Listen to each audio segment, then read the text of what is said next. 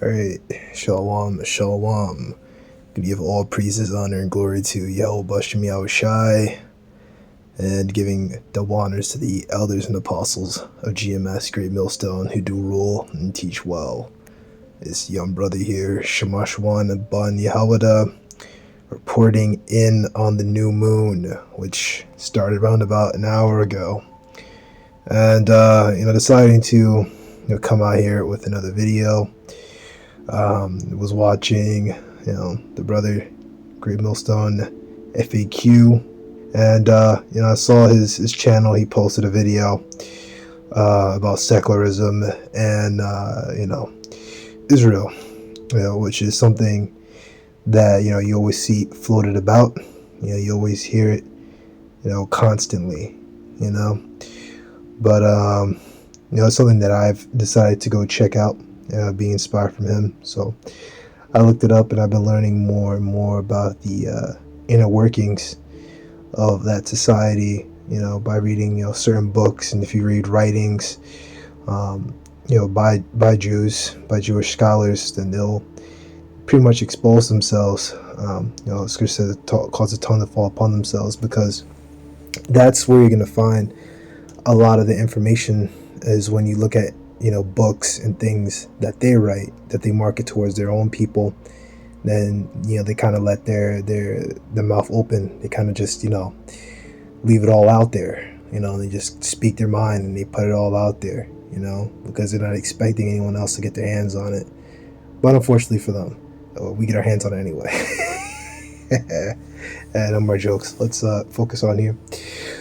Over 3/4 of the country's Jews define themselves as secular or traditional, right? Secular or traditional. So secular meaning they're full of religion, or traditional meaning that they're full of religion, right? Secular, non-religion; traditional, for religion. Ultra-Orthodox birth rate is 6.5. Some 4,000 Haredim leave their communities each year, right? I'm going to go look into all that. So we'll just start from the top. We're probably going to read the whole article, then have a second article, and have some scriptures. So Israel is a nation perennially swept up in religious fervor and conflict. And yet strikingly, a large portion of its population is secular, and even its insular ultra-Orthodox community loses a steady stream of members who tire of its strict religious rules. Okay, so let's go get a precept. Alright, so this is the book of Psalm 50 and 16.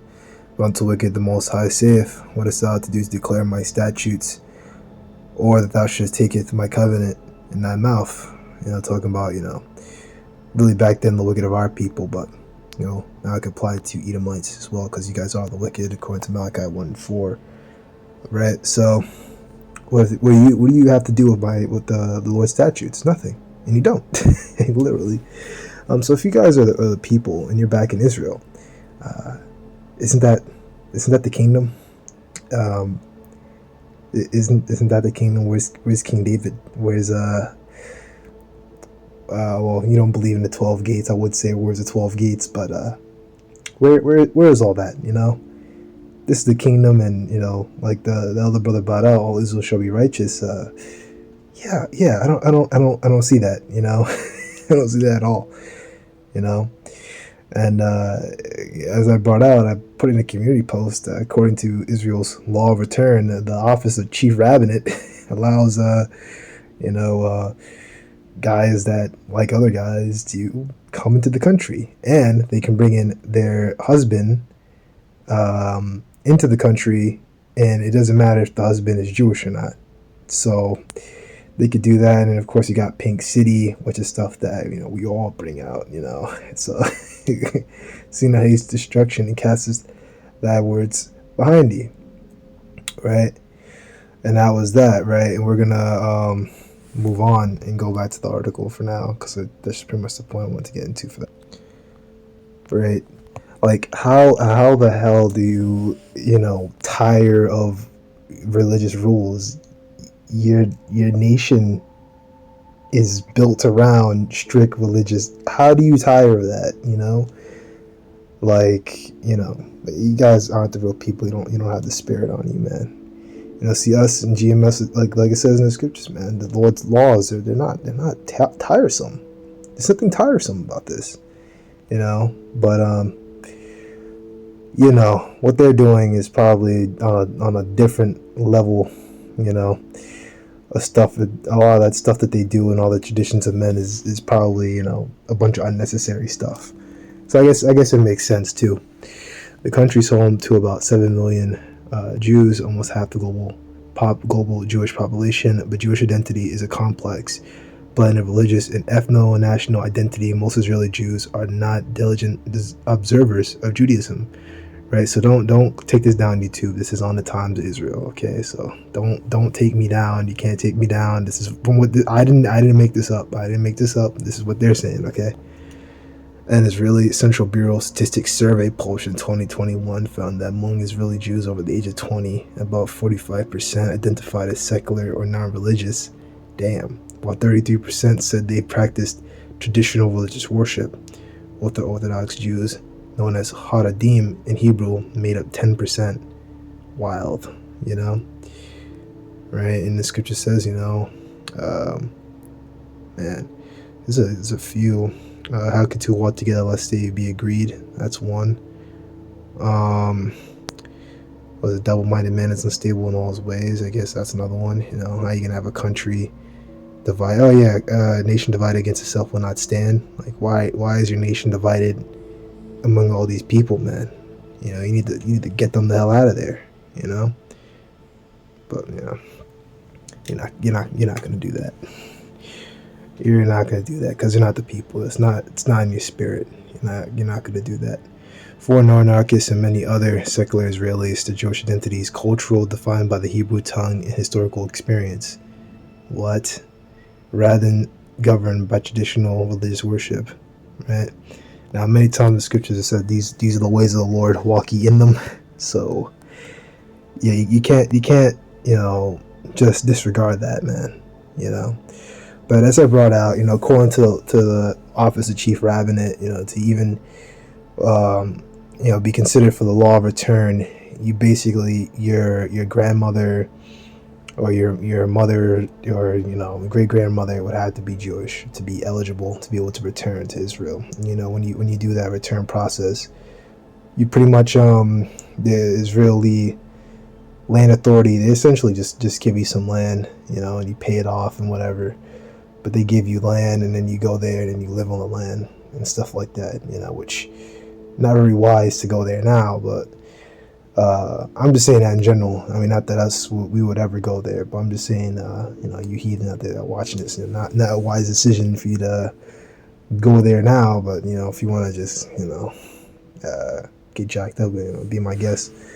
But what I was saying here, was that just off of that alone, because I went into that article, I think like 2 videos ago or something, or if you look at my channel, you should be able to see it. But it was a Wikipedia article asking, so what is a Jew? Who is a Jew?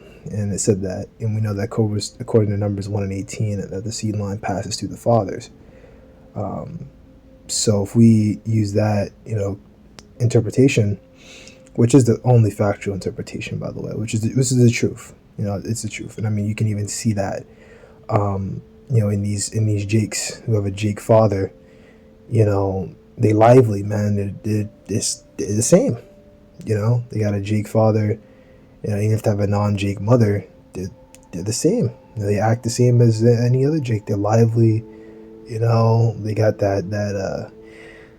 I don't know, kind of like a pep. There's a certain pep that certain of these Jakes got, man. I can't really explain it, but that's a part of it.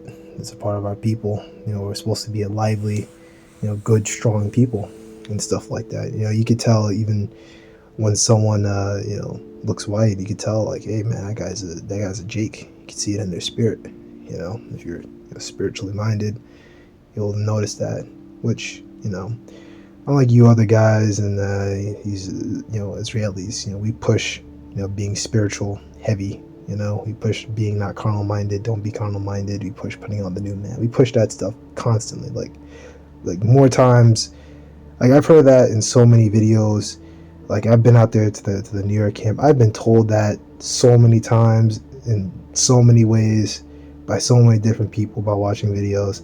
It's not even funny. I can't count how many times I've heard that over and over and over and over again in videos.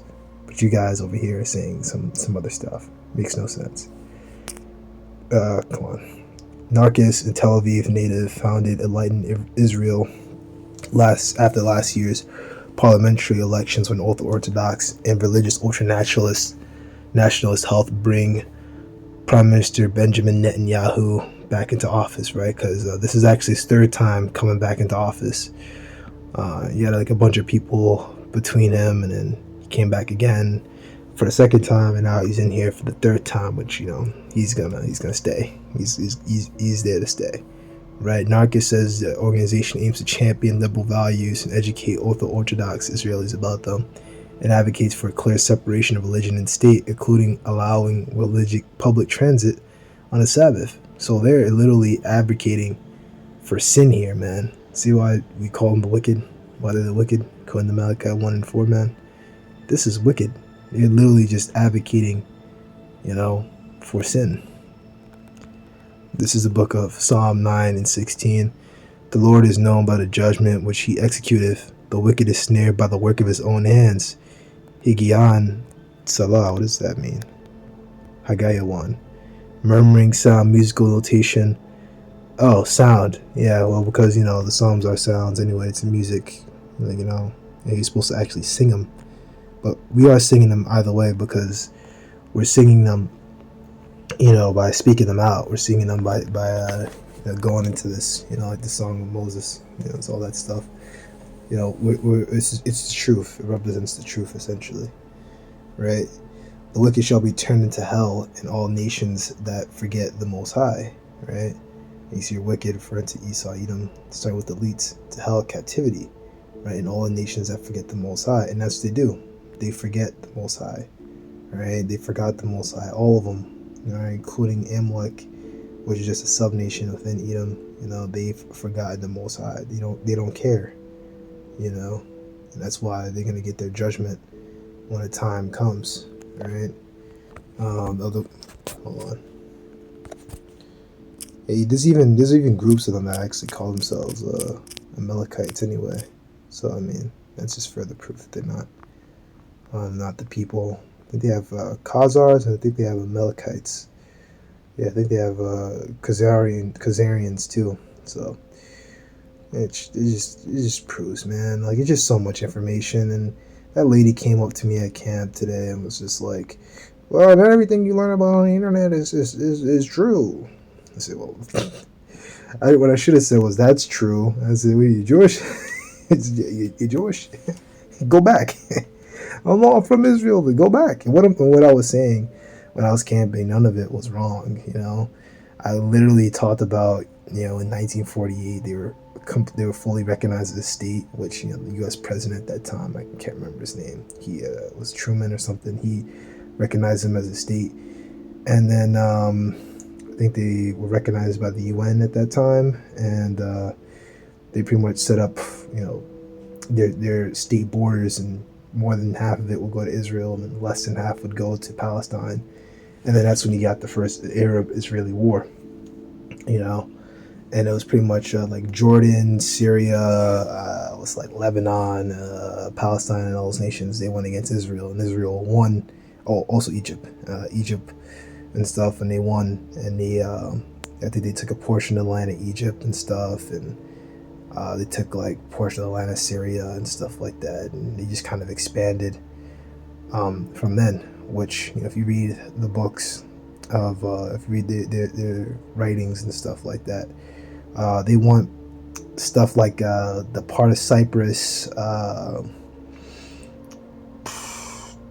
They want like the full region of Sinai and a part of the Sinai Desert, and that's what they say is their true biblical borders. Which we can go ahead and look up the biblical borders, what they're really supposed to be. But I'm pretty sure it does not say Cyprus. We can go ahead and look for that. Yeah, so Genesis 15. All right, these are the greater.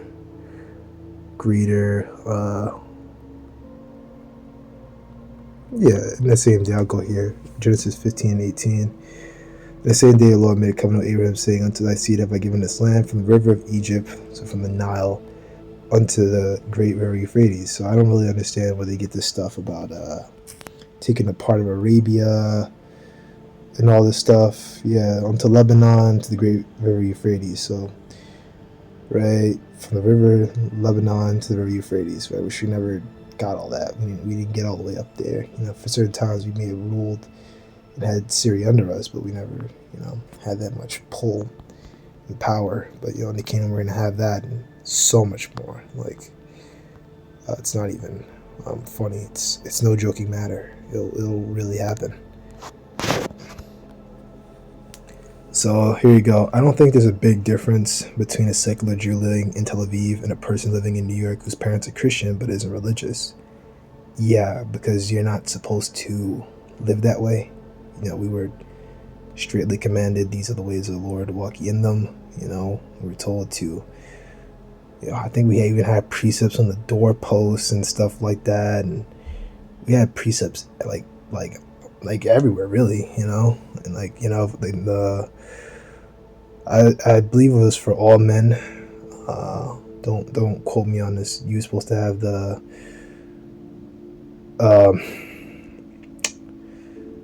the phylacteries, and also was it the tefillin or something. It was supposed to be like a thing that goes over your head, and it'll have precepts on it, and then you'd be able to read that, and the laws would be like over your eyes, essentially, and you'd always be able to see the laws. If you ever go upstate in New York, you go there roundabout, like for the Amalekites, their festival of tabernacles, booths, Feast of Tabernacles and stuff. You'll see them walking around and stuff. They'll have that, because I think they have retreats upstate, man. Like if you ever go like really far upstate, you'll see them. They'll have their own communities and everything, and I'm like, damn, this is nice, man. But I'm like First of the Nations and all that. They got all the power, so they can do stuff like that. They can have retreats and go here and there and do the law. But for us, we can't do that in the society. I mean, we do the best of our ability.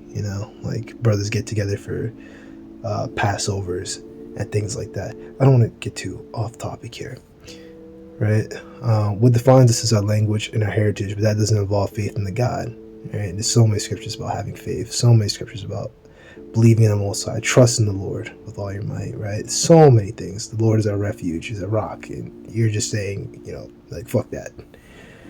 He cited Shad Ahad Aham, a pioneer of Hebrew literature. Modern Hebrew literature in the late 19th century depicted Jewish identity as a cultural heritage rather than a religion.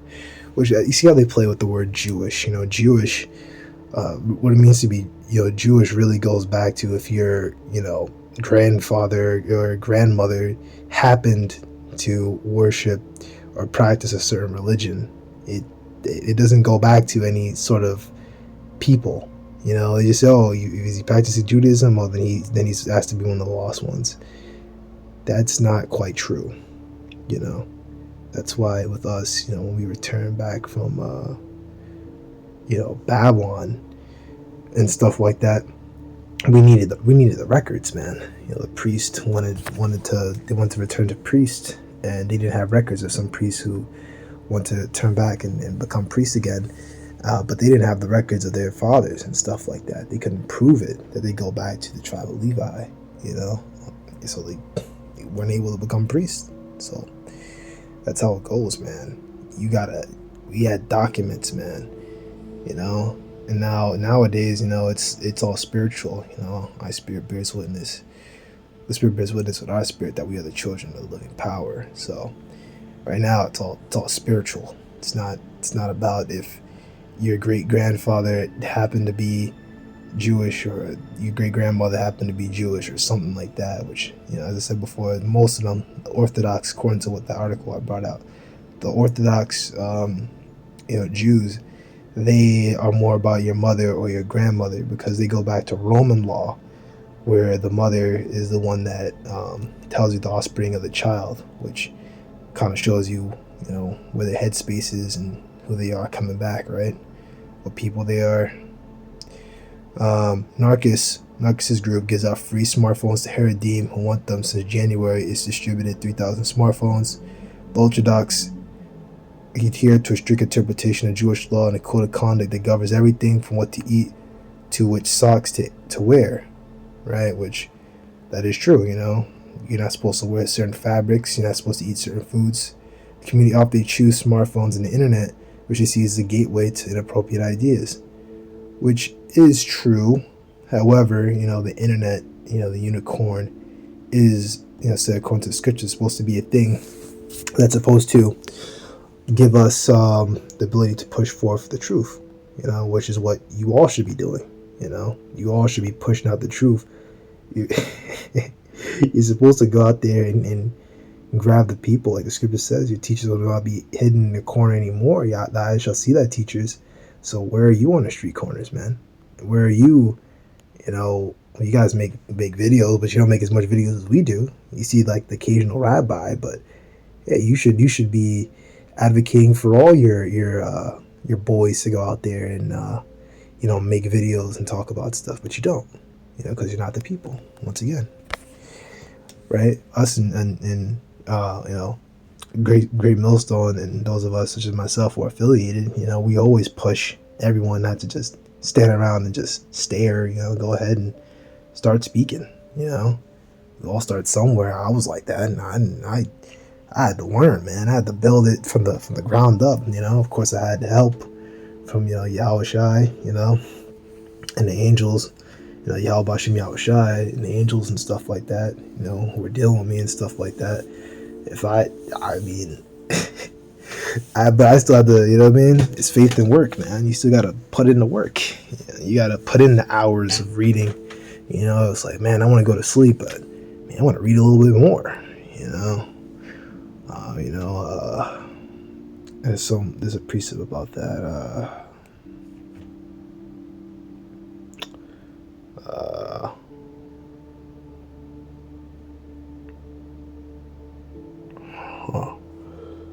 Give me a second here. Alright, so this is the book of 1 Timothy 4. What's it? This one? Hold on.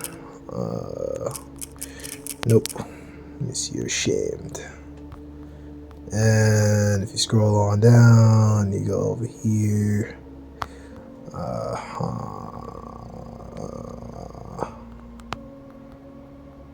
Shamed, but I'm not ashamed.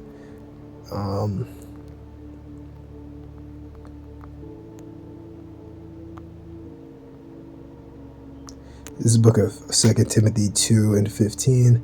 So they show thyself approved unto the Most High, workman that needeth not to be ashamed, really dividing the word of truth, right? And that takes work. So you can't, be a guy out there and not do that, So, but once again, they don't believe in the New Testament. I think there's a whole big issue out there with even Messianic Judaism, where they don't let them into the country or something like that. Don't quote me on that, but I remember reading something like that where they don't really even let those guys into the country like that, even though Israel is quote unquote, they allow freedom of religion and stuff like that, but they do whatever the hell they want to, man. All right, so we can read on down. Yet each year, around 4,000 people in Israel, 1 in every 7 students graduating from the Haredi education system, which is pretty much, the education system, and they're known for not teaching science, which, yeah, I guess that makes sense, I guess, but I guess they have to know science somewhere. They got to learn it somewhere, because, you got them that are doctors and stuff like that, so I don't really know, man. Really, Lord was really dealing with you. It'll be herbs, faith, and, stuff like that. Maybe have some of that stuff on the side or something. But, in the kingdom, we're not going to be getting any diseases or nothing like that. It's not going to be needs for no, hey, I just finished going to Harvard medical school, And now I'm a doctor, dude. Yeah, so if you guys got AIDS or cancer or something, I got you, bro. It's like, nah, bro, it's gonna be no diseases, man. No one's gonna be having no disease. No one's gonna be having no fucking STDs and this and that, or no bullshit like that, man. Be clean and perfect. You know what I mean? But like nowadays, you fuck around with these women out here, man. They'll give you HIV and AIDS or some shit. You know what I mean? You get fucking like herpes or some shit. You know what I mean? You'll get a UTI. Really really terrible stuff. But there's ways of fixing that. I don't know about HIV and AIDS, but I know about urinary tract infections. There's ways to like fix that stuff. Was it D-Manos or something? If you take that, I think it's like a herb or something. They'll help you. I never had to deal with anything like that. Lead the Orthodox community. According to Out for Change, an organization that helps former Haredi Israelis integrate into society and the workforce, right? So they leave the schooling system. That figure is growing each year, even as the Orthodox birth rate is 6.5 children per woman, which, that's the way, things are. But, really, that's why you're supposed to have women have, slack you for that. That's why you're supposed to have a woman supposed to have multiple men supposed to have multiple women, so you could spread that out, I think you can have multiple women there, but I don't know, man. Among those who chose to leave is Tamar Shabtai. For the first 2 decades of her life, she followed the rules. She kept the Sabbath, ate kosher food, and dressed strictly modest as the Orthodox community in Jerusalem expected. But in the past 8 years, Shabtai, 29, has left that behind. Although she only lives 3 miles from her ultra-Orthodox community in Jerusalem, she likened the experience of leaving the community to immigrating to another country, because it's like a whole different lifestyle. Community life is really the most important element there. Shabtai said of the ultra-Orthodox world, anyone who doesn't fit this framework won't do well, really, which you're supposed to fit that framework. You're supposed to love your husband according to Titus, the 2nd chapter. You really shouldn't even be seen. Like, you see how you're seen right now? I shouldn't see you. You should have a husband, and you should be, in the house, cleaning the house, and you should be on his property. I shouldn't be able to walk around and see this. You know what I mean? And I don't want to see this, I don't want to see no fucking, even if you are married, I don't want to see no married woman, man. Get away from me. Anyone who doesn't fit this framework won't do well, really. Either one feels all the time that they don't belong and has to fight for their place, or one chooses to leave, right? Like, that's why I think it says in Sirach that a father's supposed to keep his daughter in straightly, because, they have silly ass, mindsets like this. Oh, I don't feel like I fit the framework here. Well, you're gonna learn to fit. You're gonna learn. You better get over that shit. You're gonna fit. You know what I mean? Or one chooses to leave, and then there are other prices for leaving the familiar community and starting all over again, right? And those of you out there, man, if you're thinking like this, man, I don't belong here, then leave. Go ahead. Then you're gonna get your own judgment, and you're gonna get something happen to you, and then go ahead. It's a fearful thing to fall into the hands of living power, man. And there's so many other scriptures, about how this, like, was a 5-fold more demons on them than the first or something like that. So yeah, if you want to leave, go ahead and leave, man. That's none of my business. That's none of my concern, man. Also, exit the ultra-Orthodox community face major challenges. Family communities out there shun those who chart a different course. Many Haredi schools don't teach subjects such as English and mathematics, making joining the modern workforce a challenge, right? So Haredi women and men and women who qualify for government subsidized training programs for tech jobs suddenly find themselves ineligible once they leave the community, right? So if you leave the Orthodox community, then you're pretty much screwed, but then they got ways of helping them, which I guess that makes sense. That's their way of trying to boot you and shun you off the land, but there's so many of them, man. It's so many of them. Jerusalem is about a third ultra-Orthodox, dotted around downtown, several groups to offer social networks for ex-Haredim. Out for Change provides that, as well as resources, classes, workshops, and counseling to help people navigate their brave new world. Until now, state looked at them from the Haredi narrative, dropouts, weaklings, and not even if we try to help them, it's through the welfare prism, said Nadav Rosenblatt, Out for Change's director, which is, again, none of you belong in that land anyway. They could have stayed Haredim, but they chose to leave. They come with motivation, they have aspirations to integrate in the workforce in higher education. right? And I think the rest is pretty self-explanatory, right? Social class is not theological. Yeah, we could read down here. The reasons for leaving, contrary to what most people think, are in most cases social and not theological, said Gilad Malak, right? A researcher focusing on the ultra-Orthodox community at the Israel Democracy Institute, right? What do you mean social, you know? Many of those give up already life cite social pressure that doesn't allow individual expression, he said. What individual expression? Like what? Just so you could be, go out with guys or be able to do a bunch of like wicked shit, you know?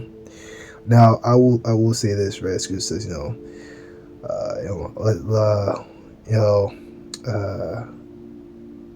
a false weight, a just weight is the Lord's delight. Roughly paraphrasing scriptures like that. Like you could live a balanced life, and Solomon even talked about that, enjoying your wife, eating the food, eating food, and just like enjoying yourself. You're not giving yourself over to just like negativity, or not giving yourself over to like hard contrite thoughts all the time and stuff like that, and like enjoying yourself and things like that.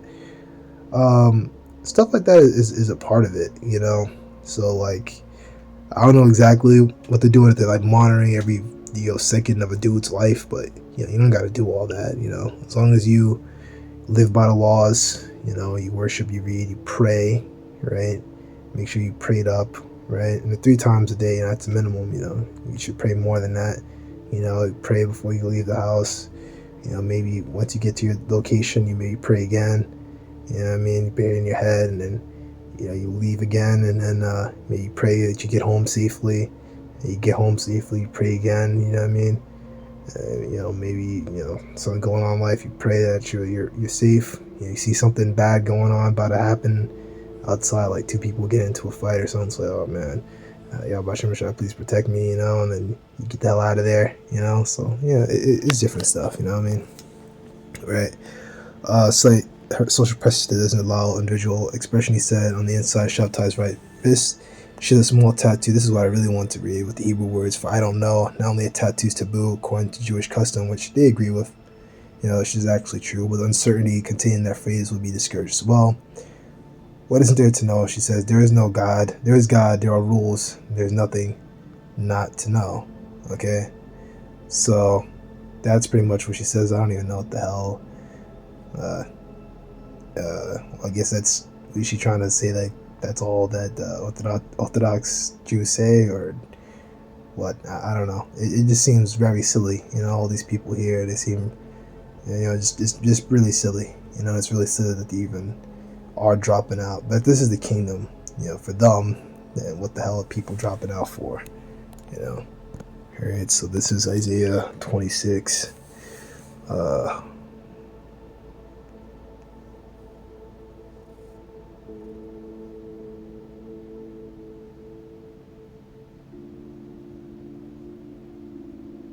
I could go into this.